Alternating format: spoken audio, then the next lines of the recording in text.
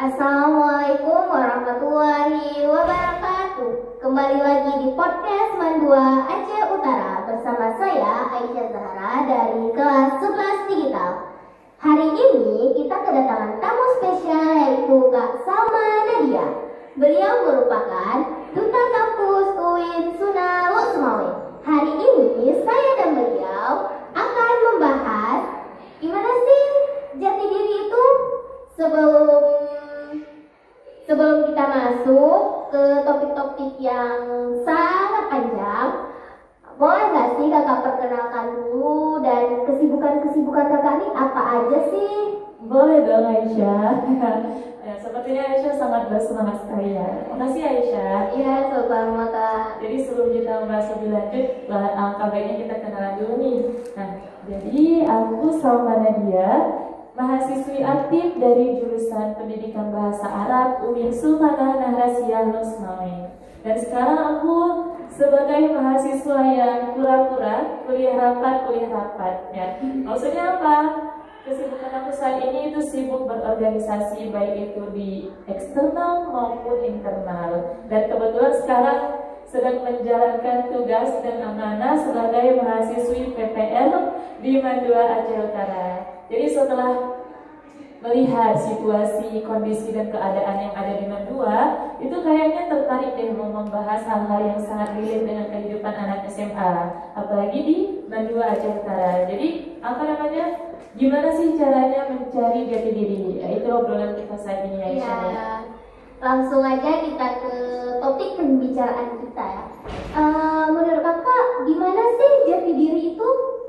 Oke, jadi jati diri itu sebenarnya dua kata yang singkat, jati dan diri ya. Jadi menurut kakak pribadi, jati diri itu adalah sesuatu ataupun arah bagaimana kita mengenal diri kita, siapa diri kita, dan kita itu dikenalnya dengan apa gitu. Jadi simpelnya jati diri itu adalah who am I, siapakah aku. Nah, jadi intinya apa? Kita sebagai manusia, terutama kita sebagai orang yang terpelajar, anak SMA, mahasiswa, itu kita harus tahu jati diri kita, arah kehidupan kita, dan tujuan kita ke depannya itu untuk apa gitu. Apalagi kan saat ini kita SMA ya. Jadi masa-masa SMA itu masa-masa transisi untuk kita menemukan jati diri kita, untuk kita menemukan arah kehidupan kita, untuk kita menentukan kemana karir kita nantinya gitu. Oh gitu. Misal kayak kakak pernah nggak sih waktu di masa SMA kakak bingung jati diri itu kayak mana? Oh itu udah jelas Aisyah, karena kan kita juga sama-sama manusia yang memang fase kehidupan kita itu sama. Dari SD, SMP, SMA, bahkan perguruan tinggi. Yang membedakannya cuma apa? Yang membedakannya SD sama MIN, SMP sama MSN, SMA sama MAT. Tapi kehidupan dan fase-fase yang di dalam itu sama aja. Jadi kakak juga pernah merasakan kayak kalian nih, kayak teman-teman SMA di luar sana. Jadi masa-masa itu pasti ada, masa-masa bingung mencari jati diri, masa-masa ini nanti mau kemana ya? Ini tamat SMA mau kemana ya? Oh ini aku belajar untuk apa sebenarnya? Apa yang aku kejar? Ya itu pasti ada, pertanyaan-pertanyaan itu pasti ada. Tapi pada masa SMA itu memang itu udah jelas sih, ada rasa-rasa ini kemana ya arahnya gitu. Jadi waktu SMA itu memang kakak super bingung, ini nanti tamat kuliah kemana. Tapi karena aku orangnya bodoh amat, gak suka mikir terlalu panjang, jadi kayaknya ya jalani aja gitu. Kayak mana arusnya, gimana jalannya, udah jalani aja, ikut aja angin berlalu kayak gitu. Tapi lama-lama setelah dipikir-pikir kayaknya pikiran yang memang gak patut dicontoh ya teman-teman ya. Karena kita sebagai siswa yang terpelajar itu seharusnya punya runtutan, punya wacana, punya target ke depannya, dan punya prinsip ke depannya kita harus jadi apa gitu. Kita harus punya catatan-catatan penting dan target-target penting. Nanti di umur sekian kita mau ngapain, di umur 20 tahun kita mau ngapain. Karena dengan target itu nanti kita bisa mencapai apa yang sebenarnya menjadi tujuan kita gitu. Dan kalaupun target itu belum tercapai, itu bukan berarti kita dari membuat target aja itu sebenarnya kita udah termasuk orang yang menang loh. Nah gitu. Jadi masa-masa bingung, masa-masa nggak tahu arahnya kemana itu pasti ada. Ini aku sekolah untuk apa? Ini aku hidup untuk apa sebenarnya gitu? Itu pasti ada, Aisyah. Oh gitu. Gimana nih supaya kita tahu jati diri kita tuh? Oke, jadi ini intinya tips dari menemukan jati diri. Iya. Ini kakak ada punya beberapa catatan karena kebiasaan saya waktu udah mengingat sesuatu itu kalau nggak ditulis hilang isi kepalanya itu hilang. Jadi perlu dicatat ya. Ini ada poin-poin penting yang sebelumnya kakak udah catat gimana cara menemukan jati diri, dan ini berdasarkan pengalaman juga dan cerita-cerita dari orang lain. Nah, karena kan cerita orang lain itu bukan cuma sesuatu yang bisa kita dengar dan untuk gitu, bukan diituin aja, tapi memang pelajaran yang bisa kita ambil kesimpulannya dan hikmahnya. Karena memang di setiap peristiwa itu pasti ada hikmahnya, kan Aisyah? Iya betul. Jadi ada 4 tips yang udah kakak rangkum sebelumnya cara menemukan jati diri. Pertama sekali yaitu adalah kita mengenali dan mengetahui minat dan bakat kita itu di bidang apa. Minat dan bakat kita itu kemana dan tujuannya untuk apa nanti. Dan cara mencari minat dan bakat itu pun ada caranya. Caranya ya kita mencoba berbagai hal baru. Misal ada perlombaan-perlombaan yang walaupun hadiahnya itu nggak seberapa. Bahkan ada perlombaan yang hadiahnya cuma tepukan tangan. Ada perlombaan yang hadiahnya cuma sertifikat. Ada perlombaan yang hadiahnya cuma sertifikat kertas gitu aja. Tapi itu perlu untuk kita coba untuk mengetahui minat dan bakat kita di bidang apa. Atau kadang nih kalau kakak pribadi minatnya itu di dagang sih sebenarnya. Jadi pengusaha dan jadi content creator. Adapun bakatnya itu kakak di bidang public speaking, bisa kita lihat sekarang.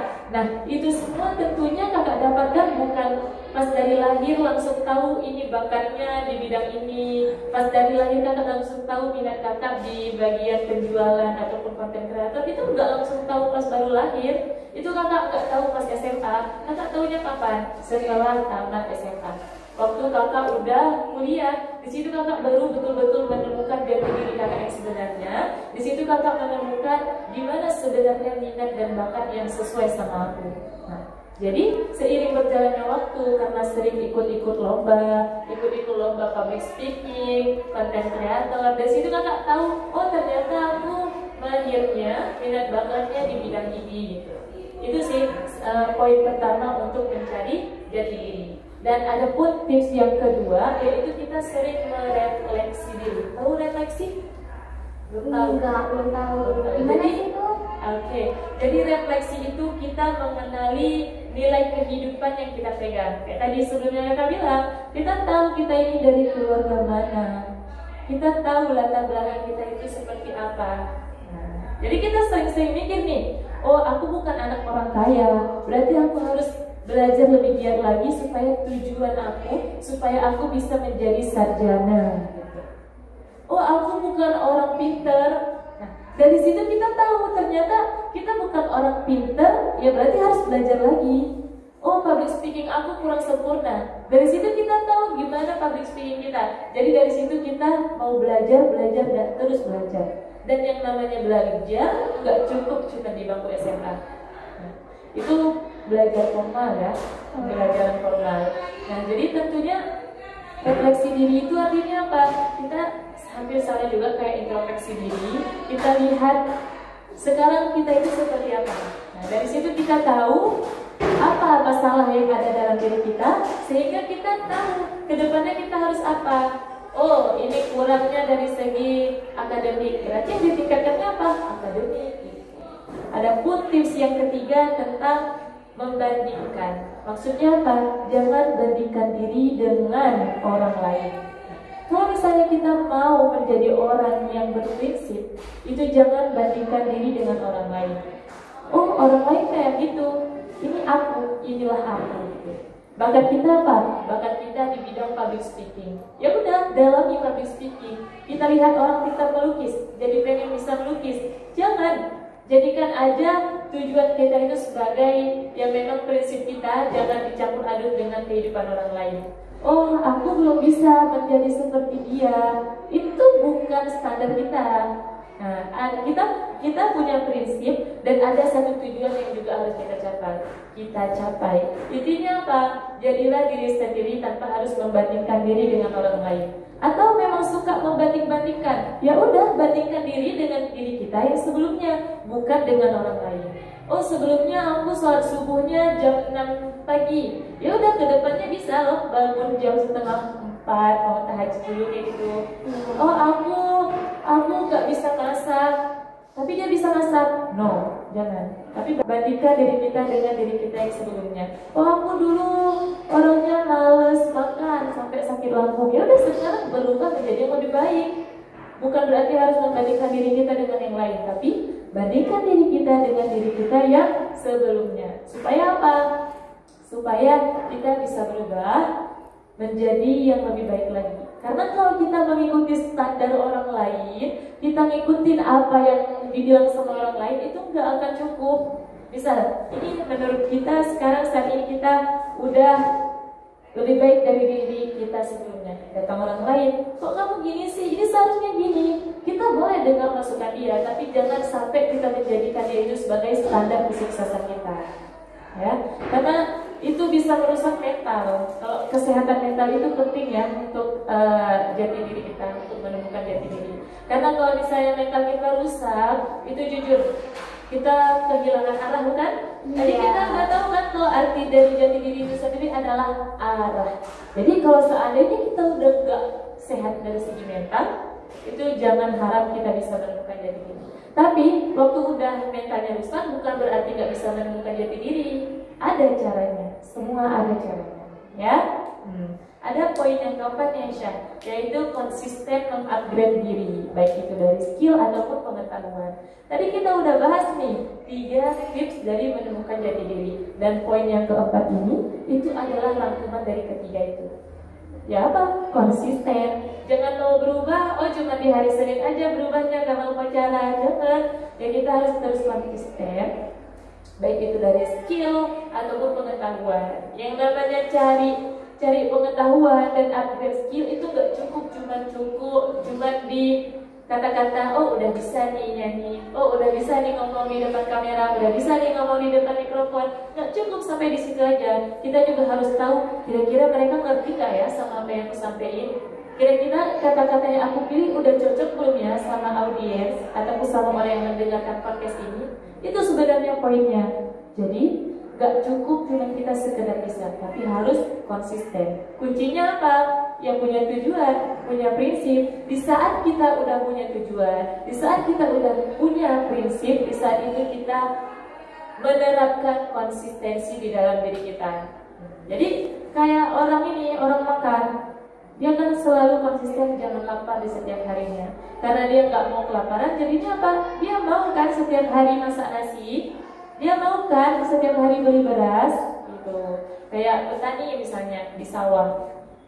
Tujuan petani itu misal untuk menghasilkan beras. Kalau orang nggak makan, lapar dong jadinya. Jadi itulah kunci dari konsisten, punya tujuan.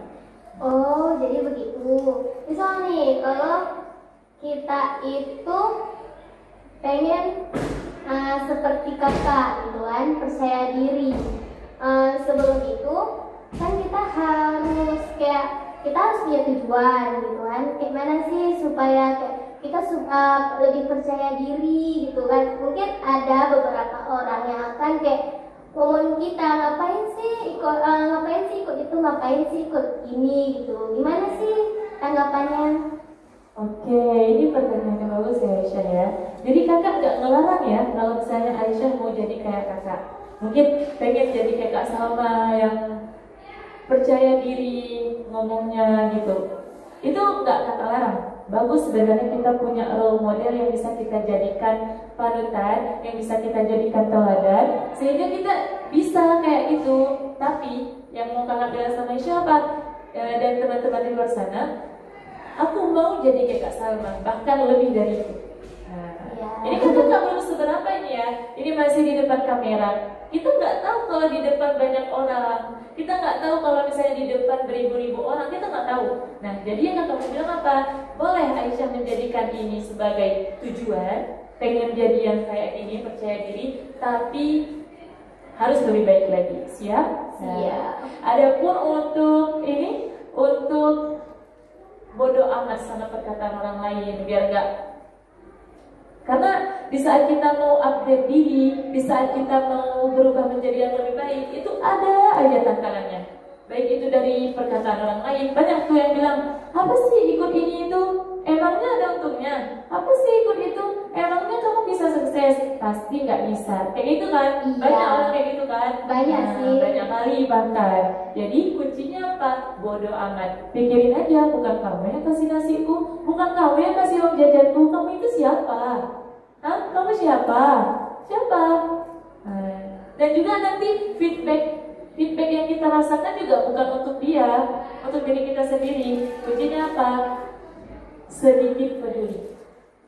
Kakak, yang paling kakak ingat itu kata-kata dari guru kakak, rohatul qalbi fiqilatul ihtimam. Ketenangan hati terdapat pada sedikit peduli. Jadi sedikit ya, bukan berarti gak peduli. Kita itu supaya kehidupan kita tenang ya sedikit peduli pada hal-hal yang bukan urusan kita. Maksud sedikit peduli itu apa? Kita boleh peduli tapi jangan sepenuhnya. Misal ada orang bilang, oh Aisyah, ini kamu tadi jadi host podcast ya?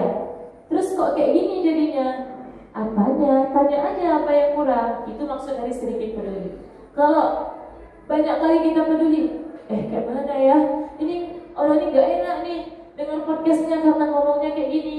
Itu kan udah overthinking jadinya ya. Iya, betul. Pokoknya segala sesuatu yang over itu gak bagus. Overthinking bagus. Enggak. Overload bagus. Enggak. Overload di ini paket, kalau misalnya kita mau ngirim paket terus katanya overload gak bisa dikirim lagi kan? Iya. Overdosis gara-gara obat bagus. Enggak. Nah, pokoknya segala sesuatu yang over that's not nggak bagus Aisyah. Jadi intinya apa? Kita sedikit peduli. Nah, ada kata-kata orang yang mungkin dibilang kayak gini, kamu ngapain ini jadi hot podcast? Padahal kan kamu nggak bisa nih public speakingnya, kamu nggak bagus kayak gitu. Dari kata-kata itu bisa kita nggak peduli sepenuhnya, nggak dong. Nah, dari orang-orang yang kayak itulah kita bisa ambil, oh dia mikir sekarang aku nggak bisa, akan kubuktikan. Tunggu aja waktunya, ya kan? Bukan berarti kita nggak harus peduli, sedikit peduli. Ambil aja positifnya dari situ. Itu sih Aisyah. Oke, kayaknya cuma itu aja sih beberapa yang pertanyaan gitu. Menarik juga ya, hari ini topik pembicaraan kita relate juga sama kayak sekarang gitu di masa-masa SMA. Berapa saran untuk anak-anak SMA tuh gimana sih saran yang bagus? Ajar sendiri. Sebenarnya kalau dibilang saran dan motivasi yang mau kakak kasih untuk anak SMA, terutama yang ada di Madura Aceh Utara, itu banyak sih sebenarnya. Karena yang kakak lihat dari Madura ini itu, kakak sempat masuk ke satu kelas yang memang keluarganya itu luar biasa. Ada kawannya yang kurang membutuhkan, mereka bantu. Ya, kawan kita ada yang nggak bisa pergi ke sekolah karena nggak punya biaya. Ya udah kita TTA patungan 1.000 suara. Seenggaknya dia bisa pakai uang itu untuk 2 hari lah. Gitu. Jadi dari situ kakak berpikir sebenarnya anak SMA ini jati dirinya udah nampak loh sebenarnya. Dan lihat di sini ada yang ikut pramuka.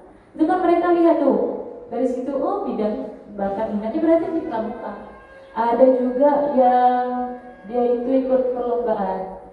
Itu udah bagus karena udah dari SMA. Ini kayak kalian ceritanya OSIM. Di sini kalian ini wadah organisasi. Di sini kalian bisa menemukan gimana caranya melatih leadership yang bagus, gimana caranya bisa berpublic speaking yang bagus, gimana caranya kenalan dengan orang baru, gimana caranya ngobrol dengan orang baru. Jadi intinya apa? Asah terus skill kalian dan jangan cuma cukup, jangan pernah merasa cukup. Kita manusia nggak ada rasa puas, nggak akan pernah puas. Dan kalau bisa, rasa nggak puasnya itu sama ilmu dan sama belajar. ya. Jadi asah terus skill kita saat ini, dan kalau belum menemukan skill yang tepat, belum bisa menemukan skill yang sesuai dengan kepribadian kita, itu ikuti lagi ajang-ajang yang memang kayak kita bilang tadi, walaupun hadiahnya nggak seberapa, ikuti. Ada kegiatan, ikuti. Kayak kemarin kegiatan Maulid Nabi yang ada di masjid, ikuti. Seenggaknya walaupun nggak banyak pelajaran kita ambil dalam satu hari, ada satu quotes ataupun satu kata-kata yang bisa kita jadikan afirmasi positif untuk diri kita. Dan juga pesan kakak untuk anak-anak SMA di luar sana, jangan pernah membandingkan diri kita dengan orang lain, karena itu bukanlah standar kita. Jangan jadikan standar orang lain sebagai standar kita, karena kita setiap individu itu punya standar sendiri gitu. Jadi jangan pernah dan stop bandingkan diri kita dengan orang lain. Karena kenapa? Karena kalau kita mau jadi kayak orang lain itu kayak fake gitu gak sih? Kayak palsu jadinya. Karena dunia saat ini butuh versi terbaik kita. Dunia saat ini butuh keaslian, bukan kepalsuan. Ya. Terima kasih atas saran-saran yang dari Kak Salma. Semoga kita bisa bertemu di lain waktu. Dan kepada teman-teman yang ada di luar sana, kalau kamu penasaran sama update dari Mandua, karena kita akan fokus ke podcast-podcast berikutnya, kalian bisa langsung ke YouTube Mandua Aceh Utara. Di situ kami akan setiap minggunya kami akan selalu memberikan podcast-podcast yang lebih bermanfaat. yang banyak lagi tentunya. Oke. Aisyah Zahra, saya pamit undur diri. Assalamualaikum warahmatullahi